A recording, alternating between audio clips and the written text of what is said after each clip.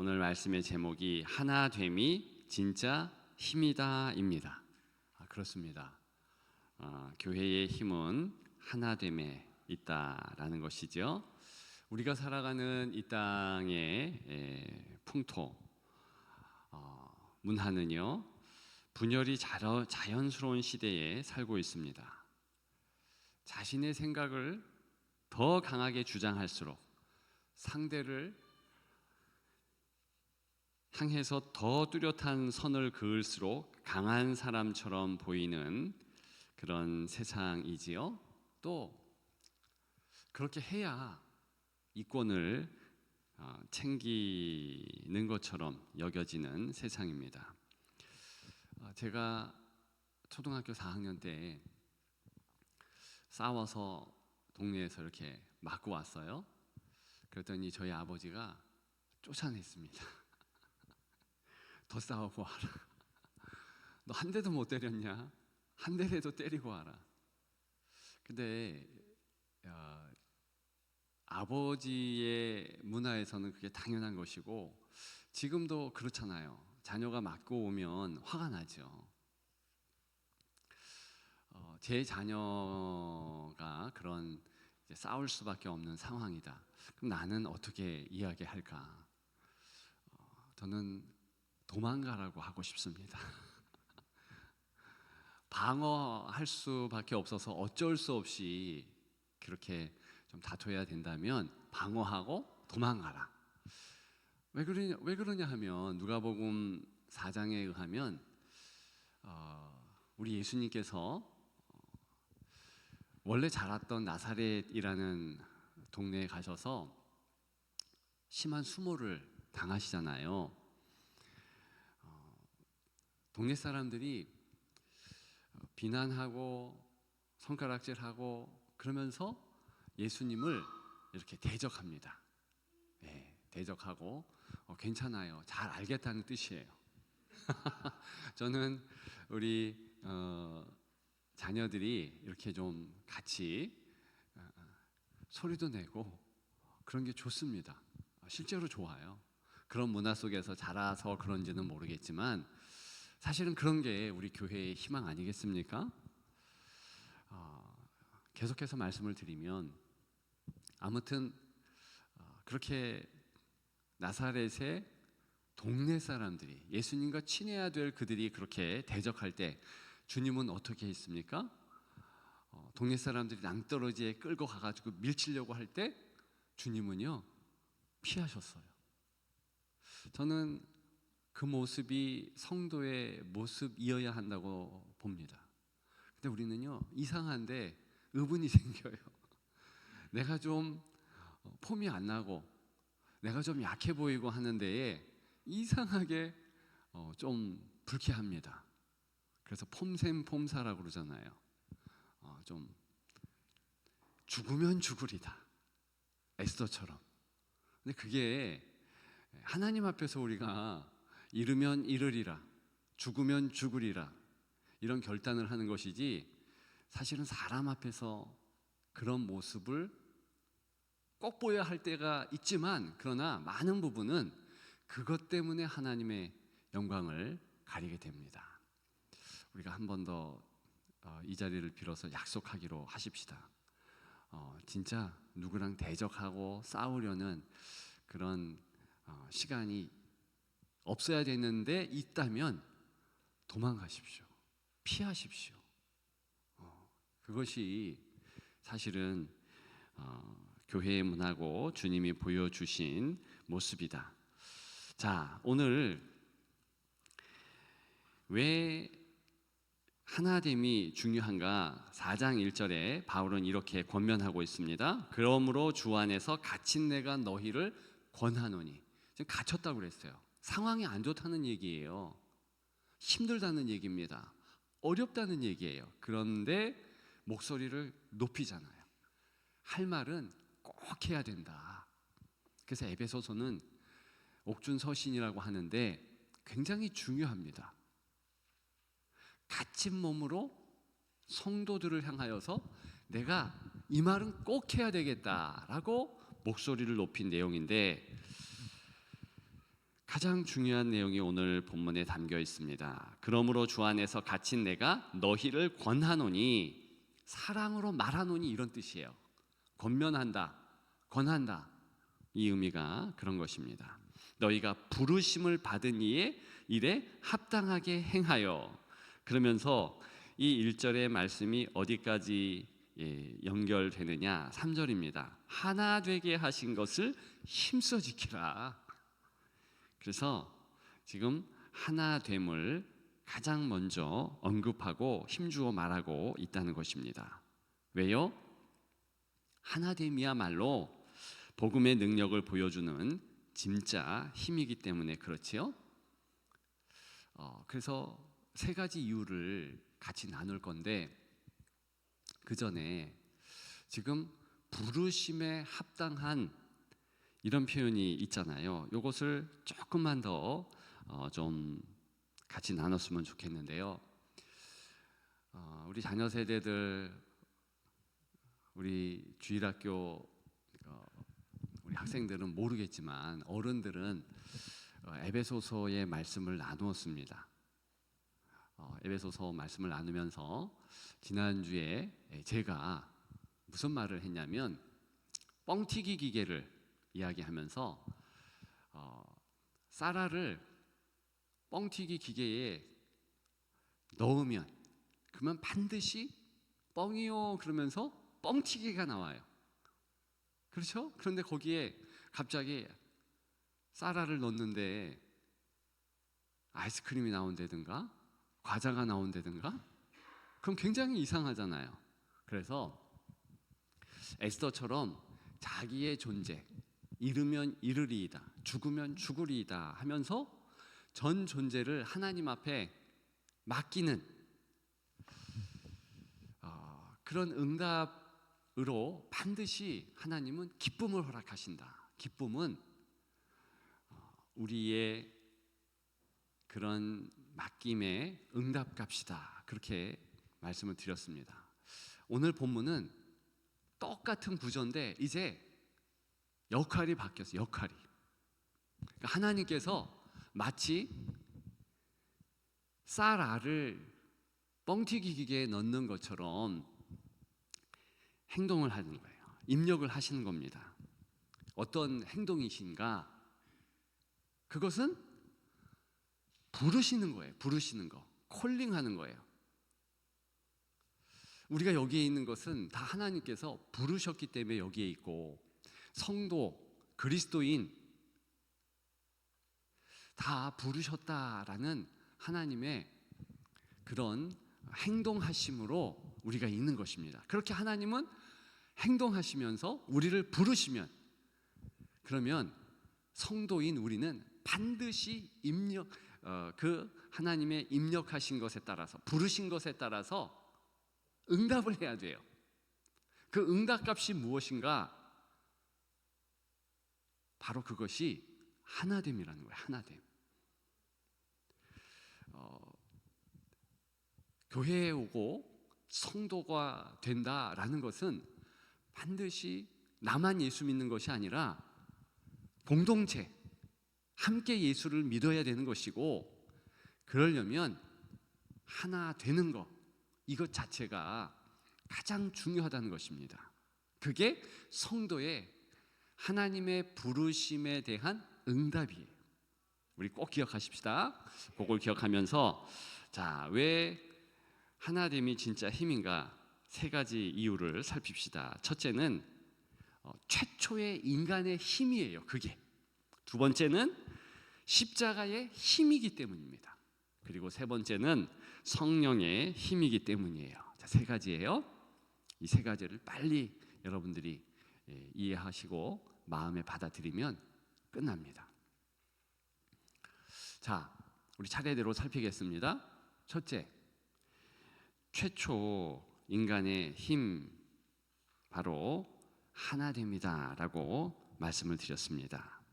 하나됨은 사실은요, 창조 질서라고도 말씀을 드릴 수 있지요. 하나님은 사람을 지으시되 하나님의 형상대로 만드셨다 그랬어요. 호랑이는 호랑이의 종류대로, 그죠? 사자는 사자 종류대로 만드셨어요. 이걸 어떻게 하느냐? 호랑이와 사자를 결혼시키면 뭐라고 하더라? 라이거, 그죠? 라이거라고 해요. 그거는 일대만 그렇게 되는 것이지, 라이거를 계속 교배해서 새로운 종을 만들 수 없어요. 그것은 구분된 종류대로 만들었다라는 의미예요. 이해되시죠? 예. 저는 진화론을 믿지 않습니다. 그것도 신앙이에요. 왜냐하면 원숭이와 사람의 구분은요 정확해요. 사람과 원숭이의 중간 단계가 있지 않습니다. 이건 종대로 이루어졌다. 80%가 무슨 사람과 동일하다.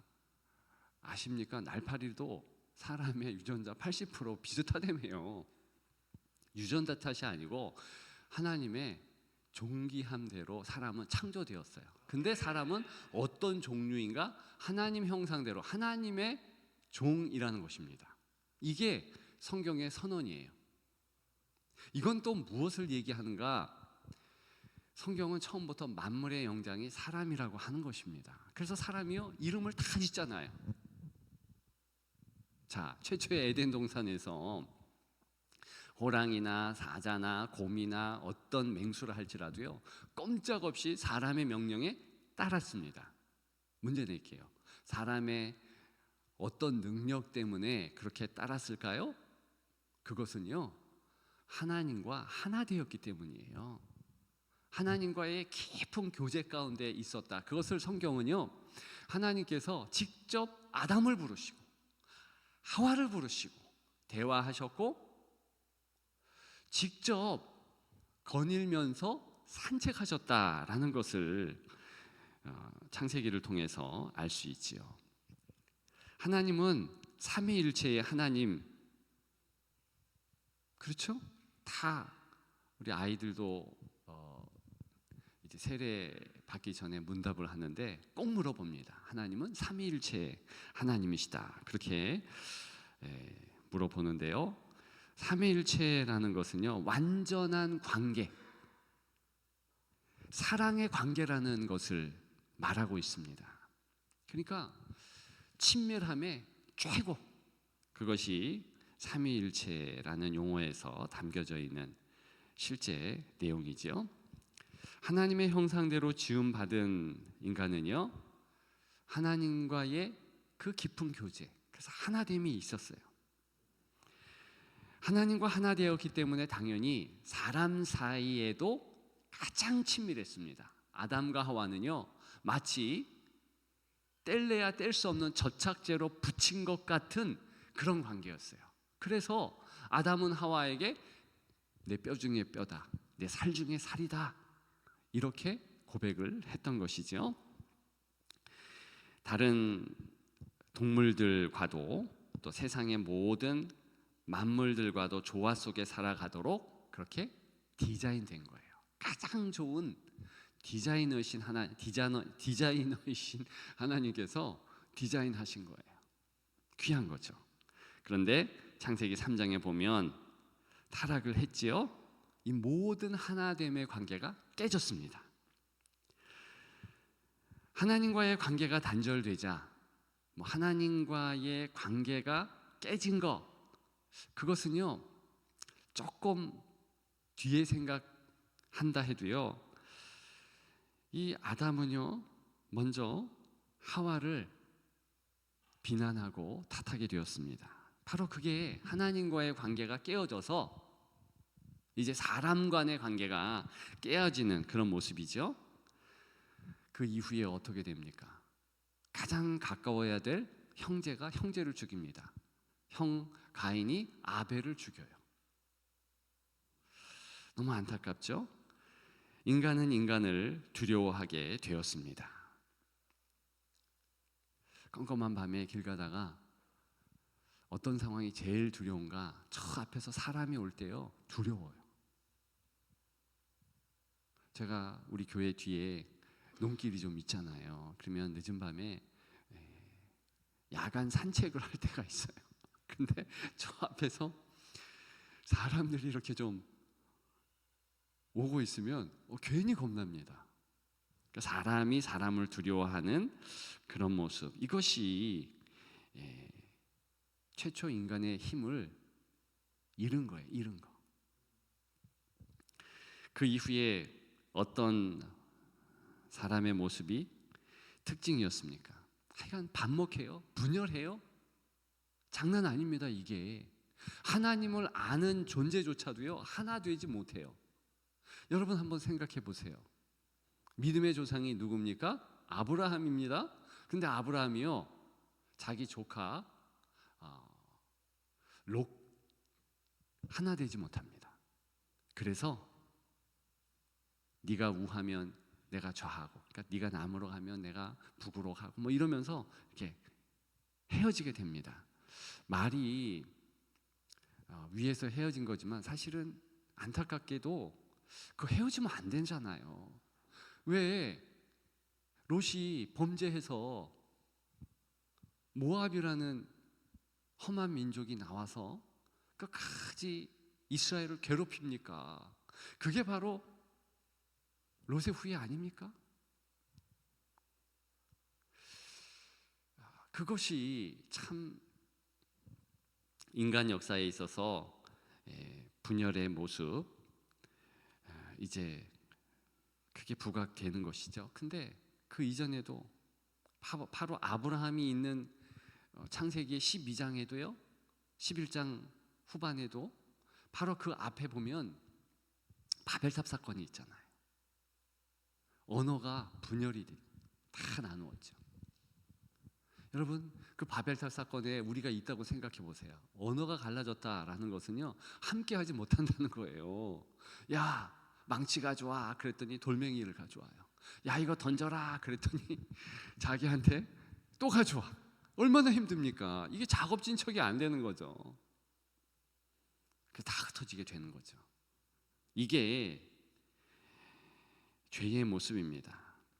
그렇게 아브라함과 롯이 헤어졌던 것처럼 아브라함의 아들 이삭과 이스마엘 어떻게 됩니까?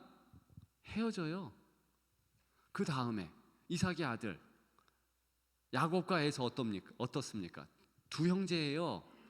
두 사람 적어도 믿음의 조상이 자녀이니까, 또 할아버지가 믿음의 조상이고 이삭 아버지니까 잘 믿어야 되는데 또 분열해. 그죠? 따로 살아요.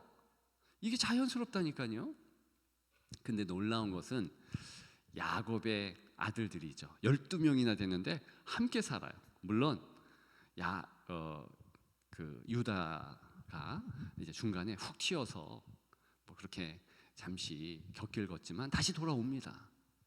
요셉이 헤어지긴 헤어지잖아요. 형들에게 팔려서. 그죠? 근데 그 11명은요 똘똘 뭉쳐서 같이 살아요. 그런 적이 없습니다. 원래 죄의 결과로 다 흩어져서 살게 되어 있어요. 근데 특단의 죄를 또 줬어요. 합력해서 선을 이루는 하나님의 역사가 거기에 있는 거죠. 섭리의 작품이시죠. 근데 왜 헤어지지 못했을까? 그것은요 이 10형제 자기 동생 요셉을 팔았잖아요. 만약에 큰 권세를 가지고 있는 족장인 아버지 야곱에게 누군가가 뭐 어떻게 하다가 이실직고를 하거나 양심선언을 하면 어떻게 됩니까? 다른 형제들 다 죽는 겁니다. 왜? 요셉을 제일 사랑했거든요. 죽었는지 알았거든요. 그러니까 서로 북한의 그 5호 담당제 있는 것처럼 감시하는 걸 감시하는 거. 서로 감시하니까 딴 데 가서 살 수가 없는 겁니다. 이게 기가 막힌 하나님의 섭리 아닙니까? 그래서 이들은요 애굽에도 같이 가게 되고, 그래서 200만 대군이 또 되지 않습니까? 출애굽의 역사가 이루어지고 또 한 민족이 되지 않습니까? 여하간에 하나님의 그렇게 특별한 섭리가 있지 아니하면 다 이렇게 헤어지는 거죠. 분열하는 거죠. 그래서요 오늘 본문에 우리가 하나됨을 이야기할 때 이것은요 단순히 좋은 성품을 얘기하는 게 아닙니다. 창조의 질서를 회복하고 잃어버렸던 인간의 최초의 힘을 다시 얻게 되는 차원에서 이야기하는 것입니다. 여러분 꼭 기억하십시오. 교회는요, 하나 안 되면 끝이에요. 교회 안에서의 갈등이나 단절은요, 그래서 단순히 감정의 문제가 아닙니다. 하나님의 창조 질서와 복음의 증거에 대한 도전이죠. 이것을 먼저 마음에 새기는 여러분들 되시기를 주님의 이름으로 축복합니다. 두 번째, 십자가의 힘, 그렇게 말씀드릴 수 있지요.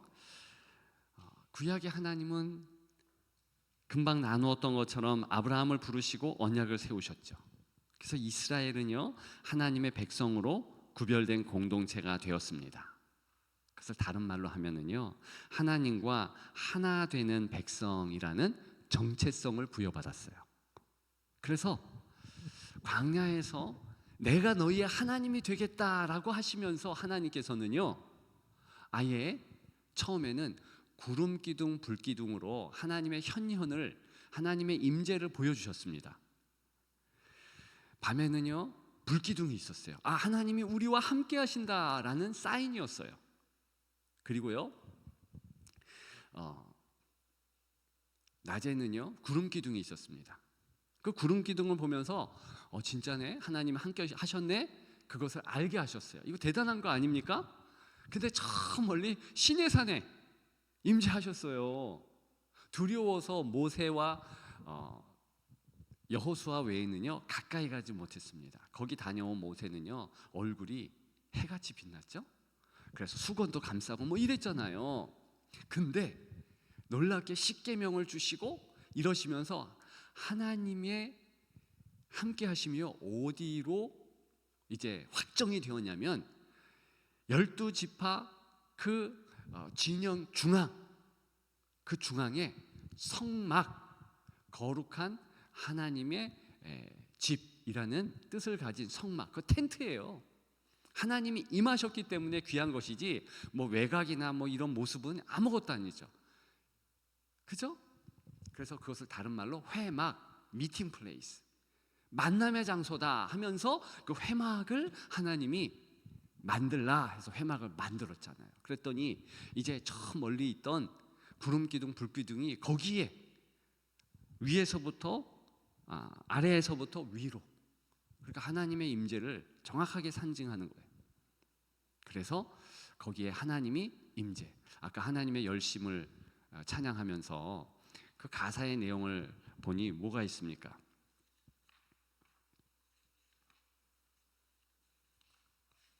그것만 안 가져왔네. 거기 보면 스랍 가운데 임하셨다.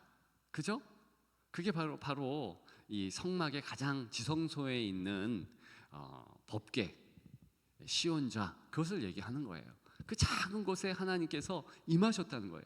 우주의 하나님께서 성막, 보잘것없는 곳에 임하셨다는 거예요. 이유는 무엇입니까? 하나 되기 위해서.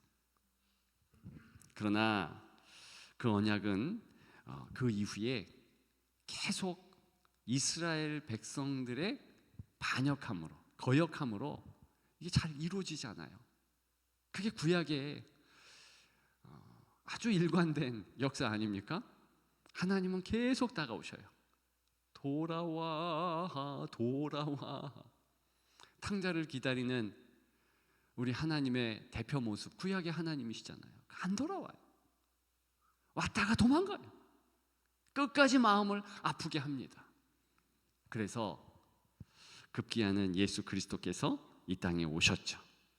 그래서 에베소서 2장 14절, 오늘은 4장인데 에베소서 2장 14절, 하나 되게 하는 데 있어서 십자가의 은혜가 있었다라고 하면서 예수님, 그는 우리의 화평이신지라 둘로 하나를 만드사 중간에 막힌 담을 허셨다 그랬어요. 그래서 예수 그리스도의 십자가의 피보혈, 그 능력으로 이제는 하나님께서 우리와 온전히 하나가 되게 된 것입니다. 그리고요, 거기에서 하나됨이 끝나는 것이 아니라 사람 사이에 불목하고 분열되고 화평하지 못하는 것들도 하나 되게 하셨습니다. 이 하나됨은요, 따라서 우리의 노력이 아니지요, 십자가의 능력이에요. 이스라엘 사람들은 사마리아 사람들을요 개 취급했습니다. 근데 그리스도께서 어떤 말씀까지 하시는가? 이제는 나 때문에 하나다, 그렇게 말씀하셨습니다. 요한복음 17장 21절에 어떤 기도를 예수님이 하셨는가? 사람들, 그들도 다 하나가 되어 우리 안에 있게 하사. 이때 우리라는 것은 삼위 하나님의 그 모습이에요. 성삼위 하나님의 거하심 안에 있게 하사. 그래서 주기도문 보시면은요, 또 사도신경 내용을 보면 사람이요 어떤 존재인가? 예수 우리 형제 손에 손잡고 하나 되어 함께 돼 걸어가리 주께 찬송해 탬버린으로 착착착착착. 어떻게 이렇게 되는 겁니까?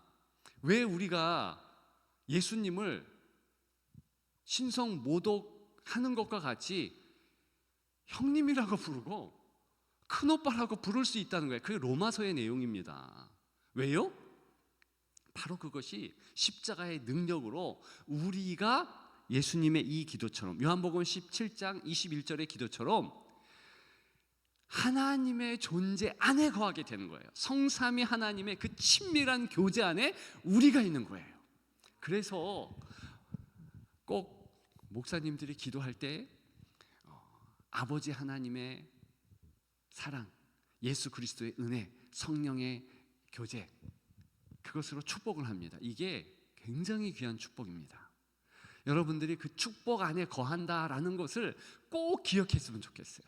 여러분들의 삶의 자리는 그저 파편적으로 떨어져서 외롭게 힘들게 혼자 그렇게 신앙생활을 하는 것이 아니라 여러분들이 어디에 있든지, 심지어는 아무도 나를 안 살펴본다, 아무도 나를 몰라준다 하는 그 지경에 있을 때조차도 성삼위 하나님께서 눈동자와 같이 지켜주시고 함께 하시는 거예요.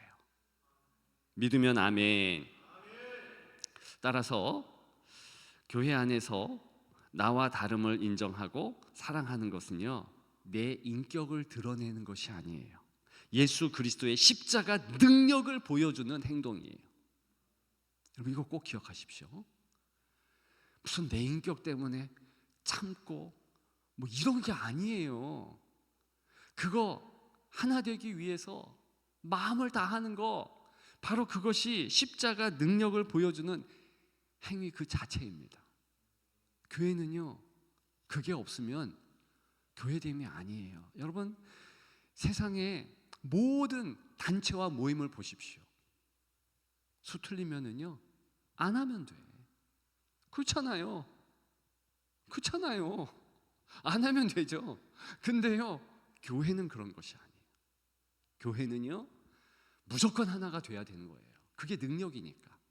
계속해서 우리 살펴보십시다. 우리 마지막 세 번째, 여러분들의 눈동자를 보니까 다 기억하고 다 아는 것 같아. 할렐루야. 빨리 끝낼 것 같아요. 그리고 빨리 끝내고 우리가 집중적으로 기도하십시다. 마지막 세 번째, 성령의 힘이라고 했습니다. 오순절 성령 강림 사건을 우리가 잘 알고 있습니다. 바벨론 탑 사건과 완전히 반대죠. 각기 다른 언어를 사용하는 사람들이요 하나님의 말씀을 듣고 이제 하나의 공동체가 되었는데, 놀라운 것은 이게 언어가 다른데 다 알아들어요. 각국 방언으로 했는데 알아들어요. 그것은요 뭘 얘기할까요? 성령께서 역사하면은요 이제 마음이 하나가 되는 거예요. 언어를 초월한다는 겁니다. 여러분 굳이 무슨 방언의 은사 그래가지고 내가 방언을 하면 영어도 하고 중국어도 하고 일본어도 하고, 제가 보니까요 그렇게 영어 방언도 하는 분들도 보고 중국어 방언도 하는 분들도 보고 일본어 방언 하는 분들도 보지만, 그렇다고 해서 일상에 있어서 그 방언 때문에 일본어를 막 자동으로 하고 영어를 자동으로 하고 그런 건 아니더라고요. 영어 잘하고 일본어 잘하고 중국어 잘하려면 공부 열심히 하면 돼요. 그게 법칙이에요. 하나님의 자연 법칙이 있잖아요. 그것 따라 열심히 해야지. 어떻게 놀고 먹으려고 그래? 기도를 열심히 하면 하나님의 은혜를 알고 하늘의 그 사랑을 알고 그럴 뿐이에요. 내 언어가 막 그냥 술술 나오고, 물론 그렇게 하실 때도 있죠. 그거를 우리가 거부할 필요는 없습니다만 그게 목적이 되어가지고 내가 방언하는데, 왜 그러냐면 저도 그런 기도를 약간 살짝 했기 때문에 그래요. 도움은 안 돼. 도움 안 돼요. 물론 도움이 되게 하실 수도 있죠. 그거 거부하자는 거 아니고 열심히 공부하자라는 말이죠. 자, 이렇게 오순절 마가다락방에 언어를 초월했다라는 것은요, 아무리 언어가 달라도요, 성령께서 역사하시면 어떻게 되느냐? 언어 달라도요, 마음이 하나가 됩니다. 놀라운 교회의 역사가 있어요. 그렇기 때문에 성령 충만하면은요, 애들이 앞에 나와서 율동을 하고 심지어는 뭐 브레이크 댄스 뭐 이런 거 있잖아요. 그런 거 한다 해도 따라 할 수 있어요. 하나가 됩니다. 왜? 성령께서 그렇게 역사하잖아요. 저도 열심히 댄스를 연습해서 다다음 그 행복한 초대 나도 해야지, 그런 생각을 아까 잠시 했어요. 우리 다 같이 그럴 수 있잖아요. 하나 되는 게 뭐 다른 겁니까? 우리가 하나님 안에서 사랑의 마음으로 연합하는 거, 그런 모습을 보이면 되는 거죠. 제가 지난 교회에 있을 때요, 오랜 기간 외국인들과 같이 있었습니다. 외국인 선교국이라는 것에 담당을 제가 했었는데요, 11개국의 외국인들이 모여 있어요. 자, 그래서 한 달에 한 번은요, 모든 외국인들이 다 모여가지고 예배를 드립니다. 거기에 러시아 사람, 우즈베키스탄 사람, 중국, 필리핀 사람이 있지, 인도네시아 사람이 있지. 그러니까 그렇게 11개국 사람들이 다 모였다니까요. 자, 그러면은 제가 설교를 어떤 언어로 할까요? 한국어로 하면 돼요. 무슨 영어로 하지 않아요. 한국어로 해요. 자기들이 한국어를 해야지. 중요한 것은 통역이 이렇게 있긴 있었습니다만 다 자기 언어군으로. 근데요, 제가 느낀 것은요, 사랑의 마음으로 설교하잖아요, 언어를 초월하더라고요. 체육대회 하는데요, 이들이요 각 나라 대표 아닙니까? 그래서 대단하잖아요. 러시아 사람들 실제로 봤습니까? 그 사람 성깔도 있어요. 중국 사람들이요, 여러분 그분들이요 축구 하자다 장난 아닙니다. 힘들어요. 근데 그리스도의 사랑으로 하나가 되니까는요, 다 초월하더라고요. 다 웃어. 지어도 괜찮고 이겨도 괜찮고. 내일 우리 체육대회 있잖아요. 남성교회 체육대회 있는데 내일 모레가 행복한 초대이기 때문에 살짝 다치면 안 되고 몸보존을 해야 되지만 그래도 참여해야죠. 그죠? 하나 되게 한다는데. 그래서 그렇게 참여해서 운동 경기를 해도요, 그리스도인들은 다른 거예요. 나보다 남. 성령께서 그렇게 하는 것이죠. 오늘 4장 3절에 어떻게 말씀하고 있습니까? 성령이 하나 되게 하신 것을 힘써 지키라 그랬어요. 자, 요 어구를 정말 주의해야 됩니다. 이미 성령이 하나 되게 하셨대요. 이게 성경의 지속적인 모습이에요. 주장하는 모습입니다.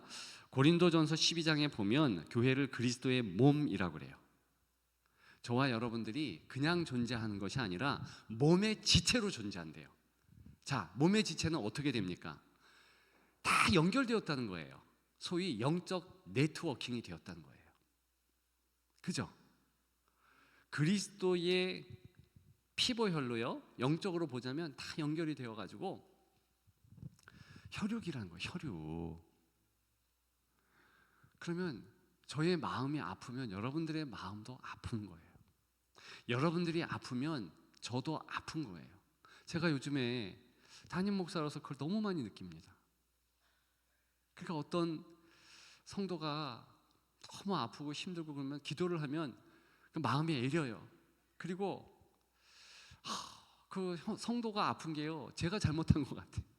그래서 저만 그런 게 아니더라고요. 얼마 전에 한 순장님이 자기 순에 아픈 이들이 왜 이렇게 많은지 모르겠다고, 그래서 한 분 이제 중환자실에, 이제 뭐 중환자실이 아니죠, 이제 검진 받으러 가는데 제발 안 아프게 해달라고 내일도 전화하는 게 아니라 오늘 전화해달래. 오늘 얼마나 안타까운지. 그래서 제가 시간도 없는데 그날 전화를 드렸잖아요. 그러니까 이게 목자의 마음이에요. 목자의 마음. 그러니까 본인이 기도 안 해서 순원들이 아픈 것 같대. 너무 안타깝대요. 저는 그 모습 보면서요, 감동이었습니다. 대단하다. 어쩜 나와 마음이 똑같냐. 어쩜 예수님의 마음이 똑같냐. 이게요, 이신전심으로 영적으로 이렇게 네트워킹으로 다 연결되면은요, 여러분 도대체 그런 공동체에 뭐가 문제겠습니까? 마음이 좀 삐끼고 주장 막 강하게 한다고 해도 뭐 그냥 그분 주장 들어주면 되잖아요. 시간 지나가면 그분도 알아요. 아이고 내가 잘못했구나. 그거를 알게 됩니다. 오늘 본문에 보게 되면 이것 때문에 성령께서 하나 되게 하신 것을 힘써 지키라. 힘써 지키기 위해서 하나님께서 말씀해 주시는 덕목이요, 어디에 나오냐면 2절에 나와요. 거기 보면 모든 겸손과 온유로 하고 오래 참음으로 사랑 가운데서 서로 용납하고 그랬습니다. 다 같이 한번 읽어볼까요? 2절은 시작.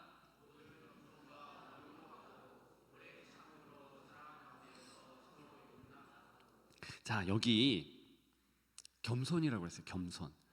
여러분, 겸손을 피상적으로 우리가 생각을 합니다.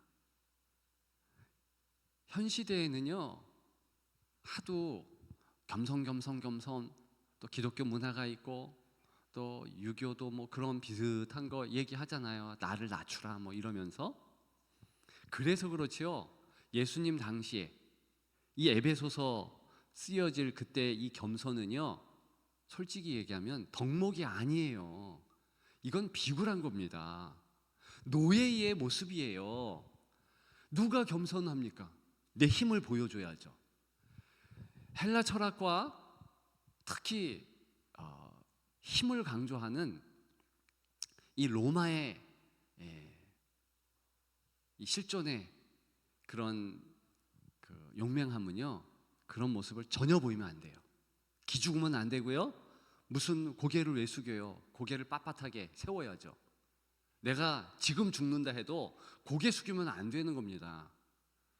실제로 노예만 겸손했어요. 예, 귀족들은요 그렇게 할 수가 없어요.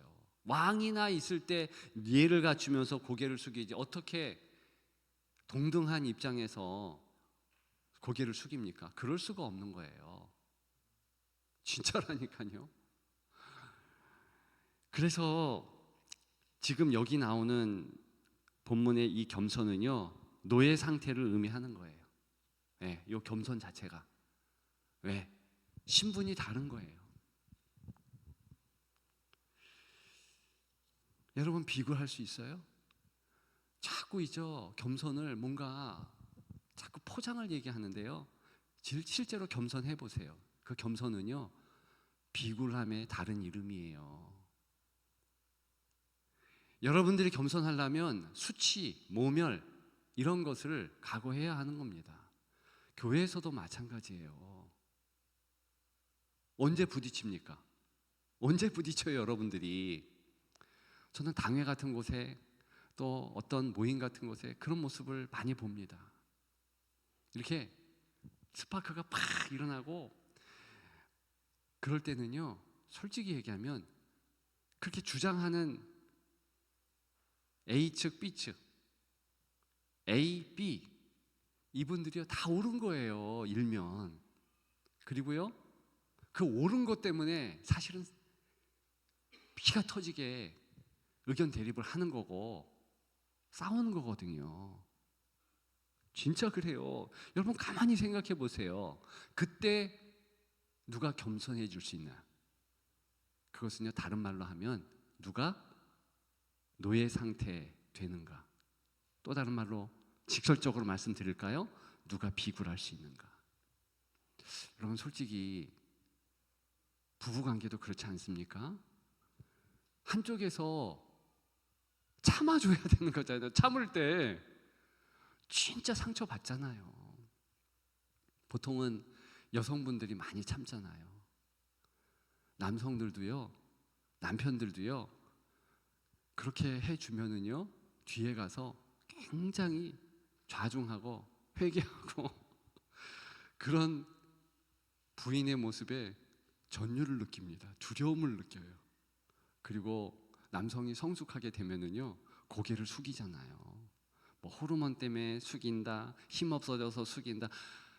신앙적으로 보면은요, 그거 아니잖아요. 그리스도를 바라보고 그러면 당연히 벼가 익으면 숙이듯이 예수님이 힘이 없어서가 아니라 그 힘 나를 위해서 쓰지 않고 하나님을 위해서 쓰고 내가 사랑하는 자녀들을 위해서 쓰겠다. 그거잖아요. 그러니까 바로 제압할 수 있는 모든 상황에서 당신을 위해서 힘을 안 쓰잖아요. 여러 번 말씀드렸잖아요. 오병이어 누구를 위해서 행한 겁니까? 예수님이 배고파서요? 아니요. 예수님은 배고플 때 자기를 위해서 한 번도 돌을 떡으로 만든 적이 없어요. 40일 금식하실 때 그때도 그랬고요. 심지어는 십자가에 달리실 때도 그 고통 가운데서도 자기를 위해서 힘을 쓰지 않으셨어요. 오직 하나님의 뜻을 위하여서. 그리고 배고프고 힘들어하는 그런 성도들을 위해서, 자녀들을 위해서 그렇게 했다니까요. 병고침, 예수님은요 피곤하고 힘들 때도요 비 맞아가면서 주무셨어요. 저 같으면 그랬을 것 같아. 이거 진짜 잠 못 자겠네. 휘직 뭐 이러면 그냥 여기 앞에만 그죠? 뭔가 차양막이 생기든가 아니면 보호막이 탁 있어가지고 그 이렇게 그 우리 앞 차에 유리 이렇게 되는 것처럼 와이퍼를 탁탁탁탁 하게 하면 되잖아요. 그잖아요.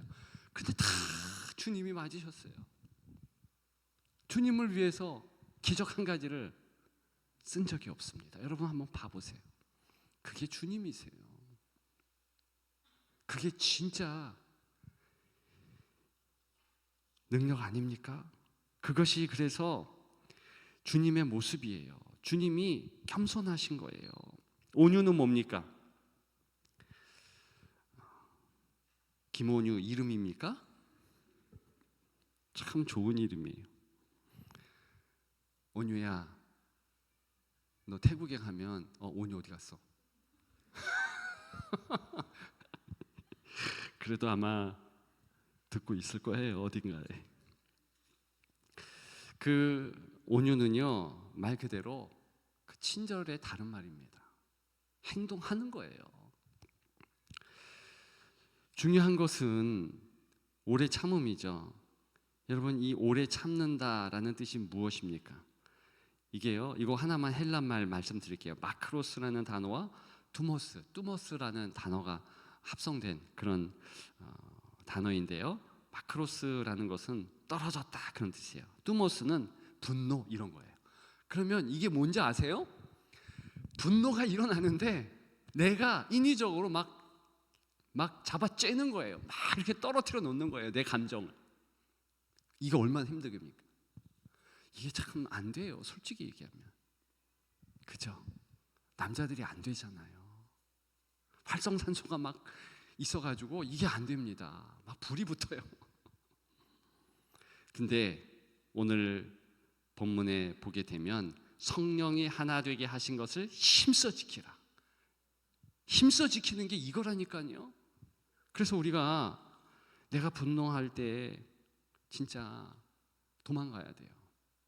아예 입을 다물고, 성인들은 이래서 10을 쉬었다. 하늘 전 땅 따지 뭐 가무련 누르왕 이거 했다 그러는데, 성도는요 주여 삼창 해야 돼. 주여 삼창. 주여 삼창 하면은요 이게 좀 잦아집니다. 왜? 주님의 이름이 우리가 주여 그럴 때 무슨 뜻이에요?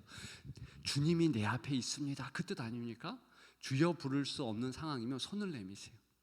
우리가 새벽마다 연습하잖아요. 왜 손을 내밀어요? 내가 주님을 경배합니다. 주님이 이곳에 계신 것을 나는 알고 있고 내 손으로 표시합니다. 그래서 남들은 모르더라도 이렇게 손을 내미세요. 여러분들과 제가 이렇게 있을 때 제가 손을 이렇게 내밀면은요, 아, 목사님이 진짜 화났나 보다. 화를 참나 보다. 이렇게 꼭 기억하시고, 여러분들도 성내게 하지 마세요. 우리가 그러십시다. 진짜 오래 참으면요 그렇게 마음을 다하는 거예요. 아유. 자, 성령이 하나 되게 하셨다. 이미 그렇게 하셨다. 이제 우리는 그 하나됨을 지켜야 되는 책임이 있다. 이런 차원에서 우리의 신앙생활을 기억하십시다. 마지막 때에는요, 요한계시록 7장에 각 나라와 족속과 방언에서 나온 큰 무리가 어린 양 앞에서 예배한다고 그래요. 그 하나됨의 예배잖아요. 우리가 이렇게 마음을 다해서 하나됨을 실천하고 지키려고 노력하는 것은요, 장차 올 완전한 하나됨 예배의 예고편인 거예요. 우리가 순모임에서 순사역에서 연합하고 또 이렇게 금요 성령 집회 때 힘들지만 어렵지만 서로를 품고 이해하려는 노력은요 천국의 리허설입니다. 그 영광의 예배를 지금부터 연습하는 거예요. 그래서 사랑하는 여러분 꼭 하나 되십시오. 이제 결론입니다. 하나됨은요 부르심의 열매고 교회의 능력입니다. 우리가 선택할 수 있는 옵션이 아니라는 거예요.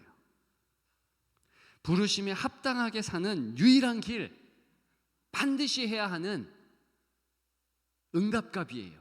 하나님의 부르심에 입력값이 있었기 때문에